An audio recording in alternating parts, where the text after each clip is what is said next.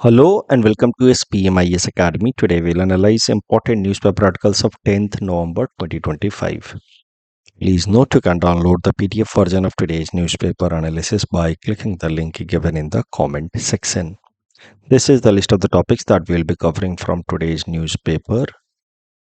The first topic is about BIMSTEC, India Marine Research Network Conference. This topic is important from our syllabus GS paper 2 international relations point of view. सबसे पहले एक बार quickly revise कर लेते हैं about this regional grouping जिसका नाम है BIMSTEC. It stands for bay of Bengal initiative for multi sectoral technical and economic cooperation. एक रीजनल मल्टीलैटरल ऑर्गेनाइजेशन है. नाम से ही जैसा आपको समझ आ रहा है बे ऑफ बंगाल के अराउंड जो कंट्रीज हैं उन्होंने मिल करके ये रीजनल ग्रुपिंग बनाई है. तो इसमें टोटल 7 मेंबर्स हैं. 5 are from South Asia. They are Bangladesh, Bhutan, India, Nepal, Sri Lanka, and 2 are from Southeast Asia, that is Myanmar and Thailand. तो इसमें आप देखें अगर तो Nepal and Bhutan do not directly share boundary या they are not littoral states to Bay of Bengal, yet they are part of this grouping BIMSTEC. BIMSTEC का headquarter है in Dhaka, Bangladesh, but it was founded in 1997 through Bangkok Declaration.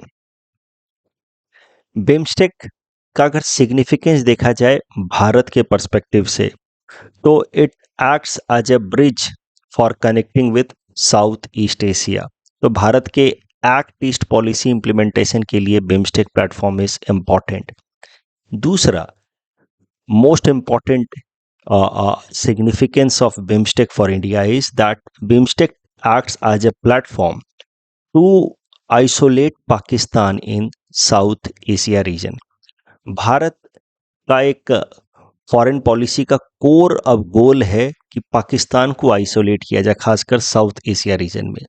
और उसके लिए भारत ने SAARC platform को पूरी तरह से अबैंडन कर दिया है, क्योंकि सार्क ग्रुपिंग में पाकिस्तान भी एक मेंबर है. तो अब इंडिया सार्क के अलावा जो भी रीजनल ग्रुपिंग्स हैं साउथ एशिया में जिसमें पाकिस्तान मेंबर नहीं है उसको प्रमोट कर रहा है. उसके अंतर्गत ये बिम्स्टेक आता है या BBIN, Bangladesh, Bhutan, India, Nepal grouping आता है. सासेक नेटवर्क आता है जिसमें पाकिस्तान मेंबर नहीं है.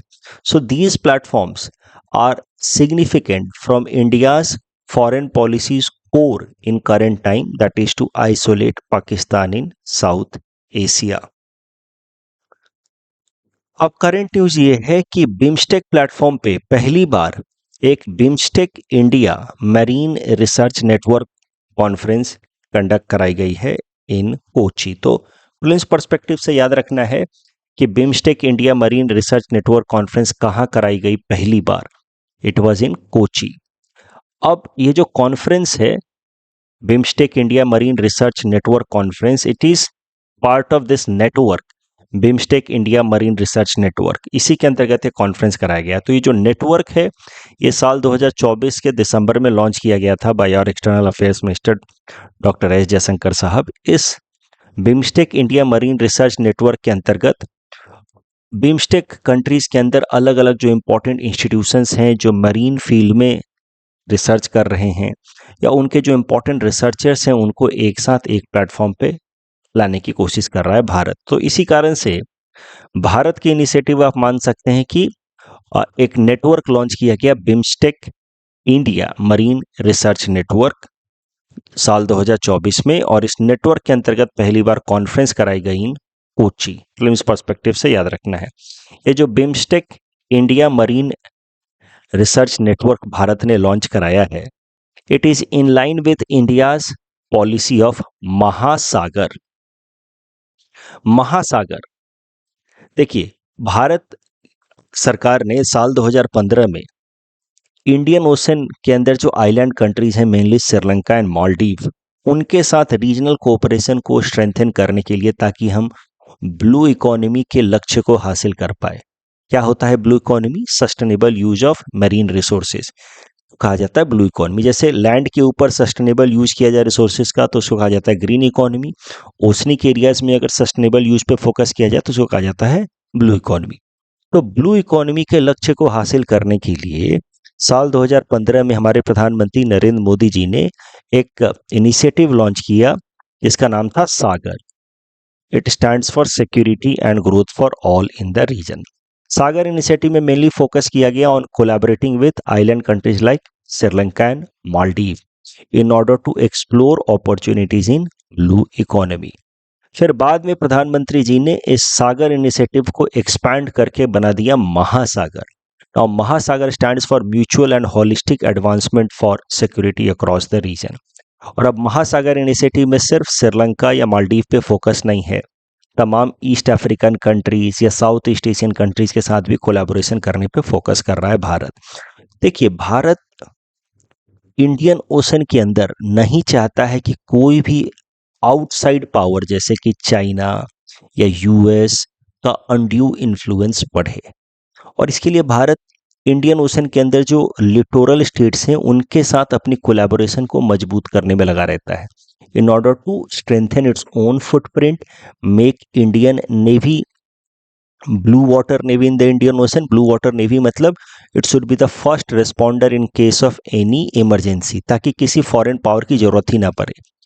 और इस तरीके से India wants this zone to be free from any foreign influence. इसके लिए भारत अलग अलग प्लेटफॉर्म बनाता है जिसमें अपने साउथ जो इंडियन ओशन के अंदर जो लिटोरल स्टेट्स हैं उनके साथ कोलैबोरेशन स्ट्रेंथन करने की कोशिश करता है। इसी के अंतर्गत भारत सरकार लेकर के आई प्रोजेक्ट मौसम। फिर ये सागर इनिशिएटिव लॉन्च किया गया, अब सागर को एक्सपैंड करके कर दिया गया महासागर।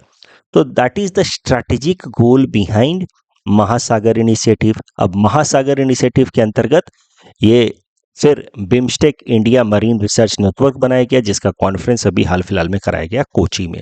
तो मेंस पर्सपेक्टिव से ये BIMSTEC India marine research network के बारे में आप लिख सकते हैं, अगर इंडियन ओशन का कोई सिग्निफिकेंस आया और उस डायरेक्शन में भारत ने क्या इनिशिएटिव्स लिए हैं। महासागर इनिशिएटिव के बारे में आप जिक्र कर सकते हैं, और प्रीलिम्स में आपको याद रखना है कि इसकी पहली कॉन्फ्रेंस कहाँ हुई है, कोची में। अभी हमने बिम्स्टेक के बारे में चर्चा की, तो बिम्स्टेक से संबंधित यूपीएससी ने इसी साल 2025 के प्रीलिम्स में ये प्रश्न पूछा था। ये प्रश्न को सॉल्व करने के लिए आपको एक इंपॉर्टेंट फैक्ट बिम्स्टेक से रिलेटेड और जानना होगा कि जो बिम्स्टेक कंट्रीज हैं, अलग अलग देशों को अलग अलग एरियाज पे फोकस करने के लिए लीडर बनाया गया है। So for example, India has been made leader to focus on security, counter terrorism and transnational crime. So अलग अलग कंट्री जो है अलग अलग एरियाज पे फोकस करेंगे। जैसे Nepal will be focusing on promoting tourism amongst the BIMSTEC countries. तो ये फैक्ट को एक बार देख करके इस क्वेश्चन को आप अटेम्प्ट करें। Next topic is about forest rights act and relocation from tiger reserves. देखिए, फॉरेस्ट राइट्स एक्ट कानून हमने 4-5 महीने पहले, मुझे लगता है जून महीने में, हमने न्यूज़पेपर एनालिसिस में देखा था। बट यहाँ पे एक नई बात सीखने को मिलेगी with respect to forest rights act. तो एक बार फिर से इसको देखते हैं, जो एग्जाम पर्सपेक्टिव से काफ़ी इंपॉर्टेंट हो सकता है आने वाले साल में। क्यों इंपॉर्टेंट होगा वो भी आप समझ जाएंगे विद द डिस्कशन। तो this topic is important from our syllabus GS paper 2 governance point of view. GS paper 3 environment perspective से भी इसको रिलेट करके देखा जा सकता है। देखिए, फॉरेस्ट राइट एक्ट के बारे में जल्दी से रिवाइज कर लेते हैं। ये कानून साल 2006 में लाया गया। इस कानून की मदद से जो फॉरेस्ट एरिया में रह रहे ट्राइबल्स हैं या वहाँ पे लंबे समय से रह रहे अदर फॉरेस्ट ड्वेलर्स हैं, उनके लैंड राइट्स को आइडेंटिफाई करने के लिए कानून लाया गया, ताकि उनको वहाँ से फोर्सफुली इविक्ट ना कराया जा सके। उनका जीवन पूरी तरह से जंगलों पे निर्भर है, तो उनको वहाँ से फोर्सफुली ना हटाया जाए, उनको वहाँ पे लैंड ओनरशिप राइट्स मिल जाए। इस कारण से इस लक्ष्य को हासिल करने के लिए लाया गया forest right act in the year 2006। Forest right act के अंतर्गत 2 तरीके के राइट्स आइडेंटिफाई किए गए हैं for the tribals as well as other forest dwellers. Individual rights, यानी कि पर्सनल लेवल पे उनको लैंड ओनरशिप राइट दी जाएगी 4 हेक्टेयर तक की, यानी कि कोई ट्राइबल अगर एक पर्टिकुलर लैंड के ऊपर रह रहा है बिफोर 13 दिसंबर 2005, उसके पहले से रह रहा है, या फिर कोई दूसरे नॉन ट्राइबल कम्युनिटी के लोग हैं बट उस एरिया में रह रहे हैं, उस जमीन पे रह रहे हैं पिछले 75 सालों से या 3 जनरेशन से, तो उस केस में उनको उस एरिया में जहाँ पे वो रह रहे हैं वहाँ पे 4 हेक्टेयर तक की जमीन दी जा सकती है। मैक्सिमम लिमिट है 4 हेक्टेयर में। ये नहीं कह रहा हूँ कि सबको 4 हेक्टेयर मिलेगा ही। तो जितने एरिया में वो रह रहे हैं उस एरिया को उनकी लैंड वहाँ पे उनको इंडिविजुअल लैंड ओनरशिप दे दी जाएगी, ताकि वो उसको अपनी ज़मीन जब उनकी हो जाएगी तो उस हिसाब से फिर वहाँ पे वो बिल्कुल अपने राइट्स को फॉलो करते हुए रहें वहाँ पे without any kind of fear of eviction. तो अगर ट्राइबल है तो इतना काफ़ी है।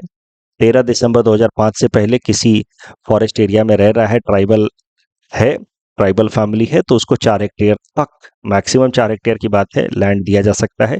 या अदर फॉरेस्ट ड्वेलर्स हैं, ट्राइबल नहीं है फिर भी फॉरेस्ट एरिया में रह रहे 3 जनरेशन से या 75 ईयर से, तो उनको भी 4 हेक्टेयर तक का लैंड दिया जा सकता है। ये इंडिविजुअल राइट्स है। उसके अलावा कम्युनिटी राइट्स, तो विलेज लेवल पे कुछ कॉमन एरियाज भी छोड़े जाएंगे जो पूरा विलेज कॉमनली ओन करेगा। वहाँ के जो फॉरेस्ट रिसोर्स हैं, जैसे minor forest producer basically non timber forest products like honey bee and seeds, different kinds of seeds.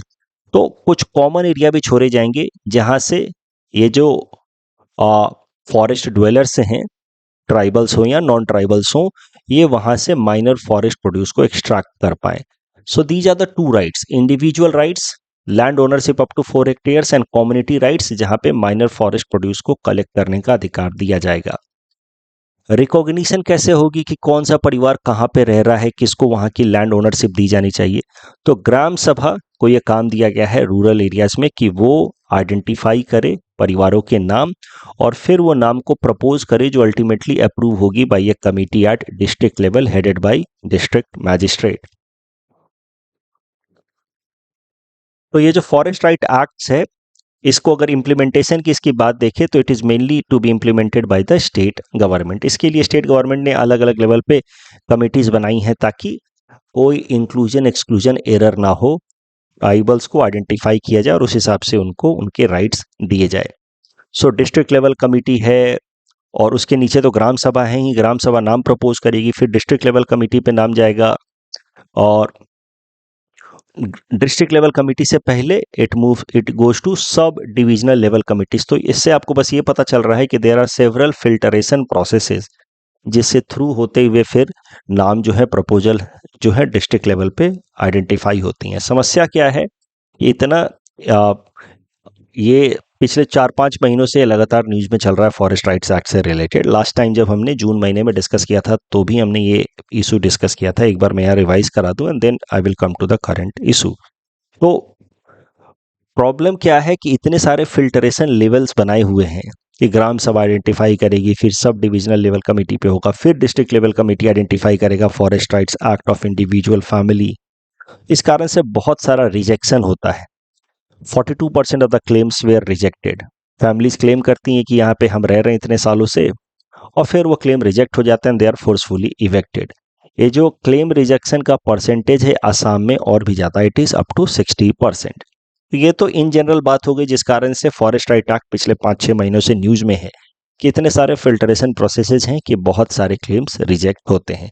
Now we come to the current news, ये और भी ज़्यादा महत्वपूर्ण है with respect to forest rights act. हुआ क्या कि पिछले साल नेशनल टाइगर कंजर्वेशन अथॉरिटी, जिसका मेन काम होता है टाइगर रिजर्व्स को प्रिजर्व करके रखना, तो ये टाइगर रिजर्व्स को आइडेंटिफाई भी करते हैं, रिकॉग्नाइज भी करते हैं और फिर उनको कंजर्व करने का काम भी होता है नेशनल टाइगर कंजर्वेशन अथॉरिटी का। नेशनल टाइगर कंजर्वेशन अथॉरिटी ने अलग अलग स्टेट गवर्नमेंट्स को डायरेक्शंस दिए कि टाइगर रिजर्व्स के आसपास जो भी फॉरेस्ट ड्वेलर्स हैं उनको वहां से हटाया जाए, क्योंकि इससे टाइगर्स की पॉपुलेशन को नुकसान हो सकता है। फिर एनटीसीए के, नेशनल टाइगर कंजर्वेशन अथॉरिटी के इस डायरेक्शन के बेसिस पे इविक्शन प्रोसेस स्टार्ट हुआ। ट्राइबल्स को वहां से हटाने की शुरुआत हुई bye the state governments, specially the forest department.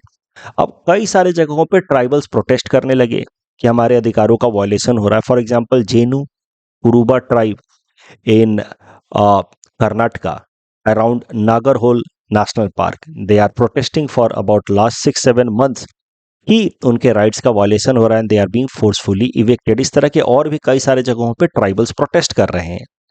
कई सारे पिटिशंस फाइल किए गए national commission of schedule caste, schedule tribes के पास कि ट्राइबल्स के राइट्स वायलेट हो रहे हैं। अब इन सब कारणों से पिछले साल एनटीसीए ने डायरेक्शन दिया स्टेट गवर्नमेंट को, स्टेट गवर्नमेंट ने इविक्शन प्रोसेस शुरू किया, फिर अलग अलग जगहों पर ट्राइबल्स प्रोटेस्ट करने लगे।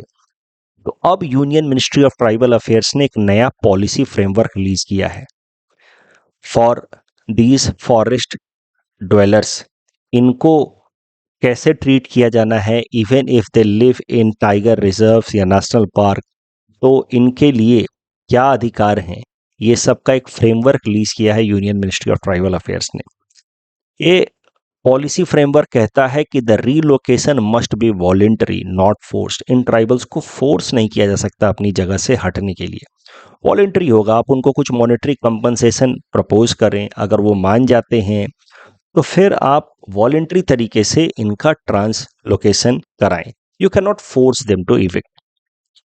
अब इसमें एक इंपॉर्टेंट बात जो सामने आ रही है जिसको आपको ध्यान में रखना है from prelims and mains perspective, वो ये है कि आज पर फॉरेस्ट राइट एक्ट, ये जो कानून है फॉरेस्ट राइट एक्ट, इसके अंतर्गत tribals can not be forced to be evicted even from protected areas like national park, wild life sanctuary और tiger reserves. Even within these protected areas, their rights to stay and have land ownership is guaranteed. तो ये जो policy measures release किए हैं ministry of tribal affairs ने, it is in line with forest right act कि अगर ये tiger reserve में भी रह रहे हैं, नेशनल पार्क में भी रह रहे हैं, तब भी आप इनको फोर्सफुली हटा नहीं सकते। फॉरेस्ट राइट एक्ट के अंतर्गत आप इनको एटमैक्स कंपनसेशन प्रपोज कर सकते हैं, अगर वो मान जाएं तो उनको आप वहां से कहीं और रिलोकेट करा सकते हैं वॉलेंटरी तरीके से। You can not do it forcefully. तो यहाँ पे जो इंपॉर्टेंट बात सामने निकल करके आ रही है वो ये है कि forest right act is available even in protected areas. So as per this act of 2006, tribals and other traditional forest dwellers have legal rights to stay even in protected areas like tiger reserve, national park and wildlife sanctuary as per section 4 subclause 5 of forest right act. तो ये जो section है section 4 subclause 5 of forest right act, it says that these communities will be allowed to live in the protected areas. Why, कारण भी बताता है, because these communities have lived in forest for generations. तो इनका life जो है वो forest के साथ इंटरट्विन्ड है, they are very much dependent on the forest. तो इनको फॉरेस्ट से रिमूव नहीं किया जाना चाहिए। And they are protector of the forest not destroyer. Tribals का लाइफस्टाइल जो है फॉरेस्ट के साथ जुड़ा हुआ है और ये फॉरेस्ट के कंजर्वेशन के लिए इंपॉर्टेंट है। बाकी जो आजकल के जो अर्बन लोग हैं जो अपने आप को कहते हैं फ्रेंड ऑफ द नेचर, लेकिन फॉरेस्ट एरिया में जाकर के नेचर को डिस्ट्रॉय करते हैं, वहाँ पे प्लास्टिक्स और बाकी गार्बेज डंप करते हैं, ये वैसे लोग नहीं हैं। They are integral part of conservation of forest and they are protector of the forest, not destroyer of the forest. तो इस कारण से सेक्शन 4 सबक्लॉज 5 कहता है ऑफ फॉरेस्ट राइट एक्ट कि these forest dwellers should not be evicted even from national park, wildlife sanctuary या tiger reserves. हाँ, उनको कंपनसेशन ऑफर किया जा सकता है for relocation if they live in critical wild life habitat, that means the core area of national park या tiger reserve. देखिए, national park हो, टाइगर रिजर्व हो, उसका एक कोर एरिया होता है जहाँ पे नो ह्यूमन एक्टिविटीज अलाउड। उसके आसपास में जो बफर रीजन होता है वहीं पे तमाम टूरिज्म वगैरह होता है। जैसे हम लोग काजीरंगा नेशनल पार्क वगैरह घूमने जाते हैं तो बफर एरिया में ही हम घूम पाते हैं, हम लोग कोर एरिया में नहीं घुस पाते। अब ये कानून कहता है कि कोर एरिया में अगर कोई ट्राइबल रहता है या कोई दूसरा अदर फॉरेस्ट ड्वेलर रहता है फॉर 75 ईयर्स या मोर, तो उसको वहां से हटाया जा सकता है if it is scientifically proven that को एग्जिस्टेंस इज नॉट पॉसिबल। वहां पे उन ट्राइबल्स का रहना लोकल फ्लोराज एंड फौनास के लिए खतरा है। ग्राम सभा gives free and informed consent. लोगों से वहां पे कंसेंट लेकर के ग्राम सभा ये अप्रूवल देती है। And a proper rehabilitation package यानी कि एडिक्वेट कंपनसेशन इज प्रोवाइडेड। तो मैं सिंप्लीफाई कर दूं आपके लिए क्योंकि इस पे मुझे लगता है इतना बवाल हो रहा है अभी कि प्रीलिम्स में तो सवाल बनेगा ही बनेगा यूपीएससी में। वो ये है कि फॉरेस्ट राइट एक्ट्स के अंतर्गत जो नॉन कोर एरिया है of tiger reserve, wild life sanctuary या नेशनल पार्क, वहां से ट्राइबल्स को इवेक्ट नहीं किया जाना चाहिए, वहां पे उनको लैंड ओनरशिप राइट्स मिलनी चाहिए up to 4 hectare as per this provision of forest right act. तो नॉन कोर एरिया के लिए तो ये बात है।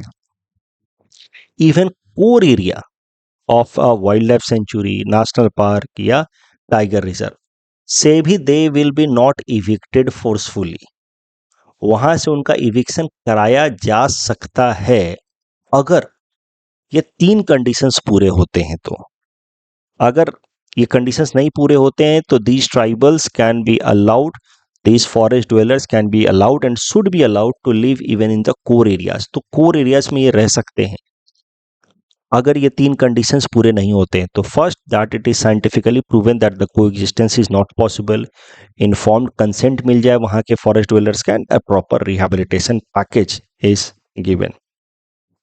ये 3 कंडीशंस अगर होंगे तो उनको कोर एरिया से हटाया जा सकता है, अदरवाइज कोर एरिया में भी उनको रहने का अधिकार होगा। अदरवाइज नेशनल पार्क के कोर एरिया में नो ह्यूमन एक्टिविटीज परमिटेड, ऐसा हम लोग पढ़ते हैं अपने एनवायरनमेंट की क्लास में। बट फॉरेस्ट राइट एक्ट के अंतर्गत even in core areas forest dwellers can stay, tribals can stay. ठीक है, मुझे लगता है ये इंपॉर्टेंट टॉपिक है, इस पे प्रीलिम्स में सवाल बनेगा। इस तरीके का सवाल मैंने यहाँ पे बना के दिया है for practice purpose. Please attempt this question and submit the answer in the comment section.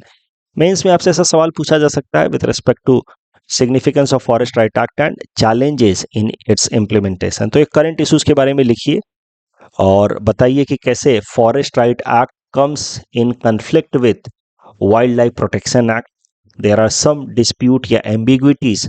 Challenges में आप ये जरूर लिखना कि there are some ambiguities with respect to provision of implementation of forest right act and wild life protection act of 1972। Next topic is about India joins Global Tropical Forest Fund as observer. Important from GS paper 3 environment point of view. तो ये tropical forest forever facility या fund दोनों एक ही बात है। Tropical forest forever facility या tropical forest forever fund दोनों एक ही बात है। ये है क्या? It is a new global initiative. इस इनिशिएटिव के अंतर्गत जो भी देश जहां पे भी ट्रॉपिकल रेन फॉरेस्ट हैं वो अगर अपने ट्रॉपिकल रेन फॉरेस्ट को कंजर्व करके रखते हैं तो उनको मॉनेटरी इंसेंटिव दिया जाएगा, पर हेक्टेयर $4 उनको मिलेगा ताकि वो अपने ट्रॉपिकल फॉरेस्ट को कंजर्व करके रख सके। Tropical forest in the tropical areas होते हैं, ट्रॉपिक ऑफ कैंसर से ट्रॉपिक ऑफ कैप्रिकॉर्न के बीच में, और यहाँ पे ट्रॉपिकल फॉरेस्ट बहुत डेंस होते हैं क्योंकि यहाँ पे सालों भर बारिश होती है। तो यहाँ पे बहुत रिच बायोडाइवर्सिटी होता है, अलग अलग तरह के फ्लोरास फौनाज होते हैं। फॉरेस्ट इतना डेंस होता है कि बहुत बार उसमें अलग अलग लेयर्स ऑफ कैनोपी होते हैं ट्रीज के, और वहाँ पे अलग अलग तरीके के पेड़ पौधे पक्षियाँ मिलते हैं, इसीलिए it is very much rich in biodiversity as well. और फॉरेस्ट की डेंसिटी के कारण ही these tropical rain forest are also known as lungs of the earth. अब इन ट्रॉपिकल रेन फॉरेस्ट को प्रोटेक्ट करने के लिए ये इनिशिएटिव लाया गया है, ट्रॉपिकल फॉरेस्ट फॉरएवर फैसिलिटी। इसके अंतर्गत जिन देशों में भी ट्रॉपिकल फॉरेस्ट हैं उनको $4 पर हेक्टेयर पर ईयर दिया जाएगा, एनुअली दिया जाएगा, ताकि वो अपने फॉरेस्ट को मेंटेन कर पाए। लेकिन हाँ, कंडीशन ये है कि उनके यहाँ पे फॉरेस्ट डिग्रेडेशन नहीं होना चाहिए। They must avoid forest deforestation, and even if the forest deforestation is happening it must be very very slow, क्योंकि अर्बनाइजेशन के कारण थोड़ा बहुत फॉरेस्ट डिफॉरेस्टेशन होगा, फॉरेस्ट डिग्रेडेशन होगा। तो deforestation rate must be below 0.5%, तभी जा करके उस देश को एलिजिबल माना जाएगा फॉर दिस इंसेंटिव प्रोविजन जिसका नाम है tropical forest forever facility. I just hope आपको समझ आ रही है बात। जिन देशों में भी ट्रॉपिकल फॉरेस्ट हैं उनके लिए ये फंड या फैसिलिटी लॉन्च किया गया है, उनको $4 पर हेक्टेयर दिया जाएगा एवरी ईयर। बट कंडीशन ये है कि ये देश अपने यहाँ पे डिफॉरेस्टेशन को मिनिमाइज करें। Deforestation rate should be below 0.5%, that is the condition.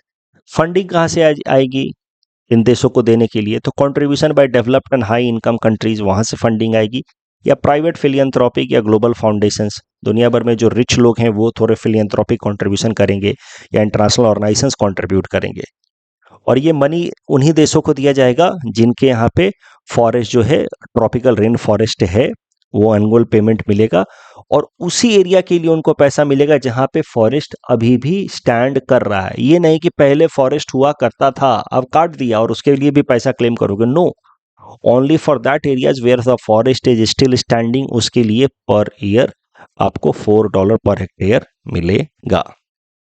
अब ये जो ट्रॉपिकल फॉरेस्ट फॉरएवर फंड है या फैसिलिटी है, इसको पहली बार प्रपोज किया था ब्राजील ने in the conference of party number 28 at Dubai of UNFCCC।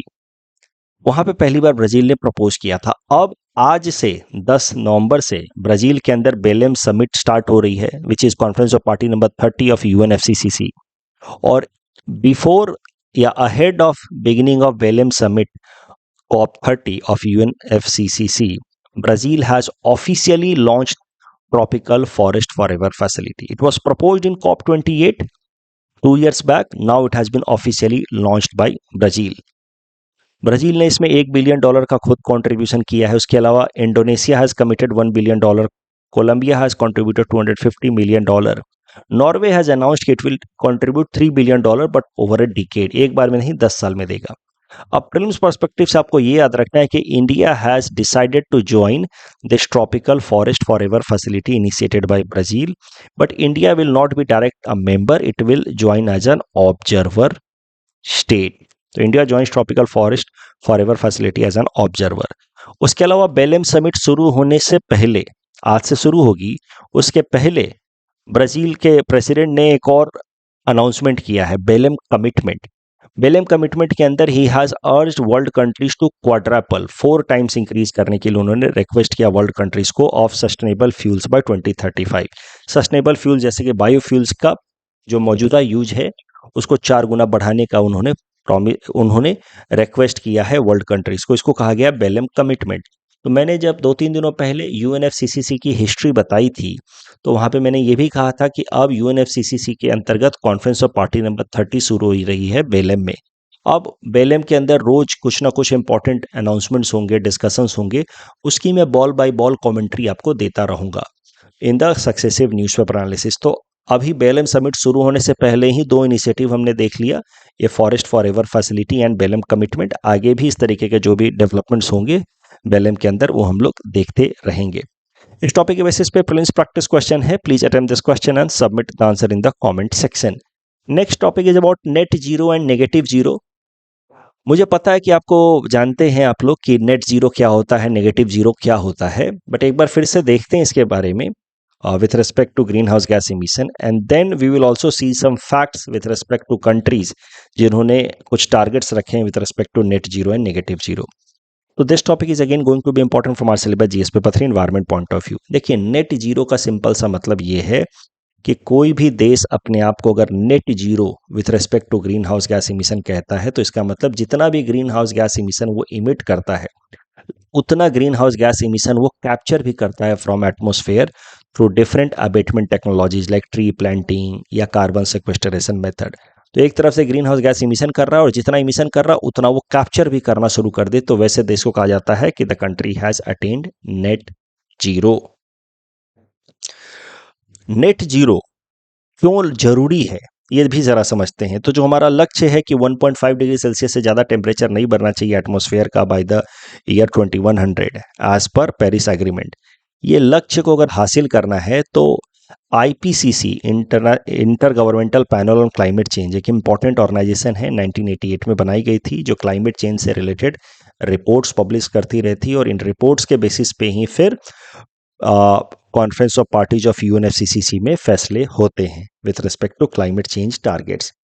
तो ये बात तो आप जानते होंगे, आई होप आप रिकॉल कर पा रहे हो। तो IPCC एक इम्पॉर्टेंट इंटरनेशनल ऑर्गेनाइजेशन है जो climate change related research reports publish करती है और उस रिपोर्ट्स के बेसिस पे फिर फैसले होते हैं क्लाइमेट चेंज के। तो इसी ने ये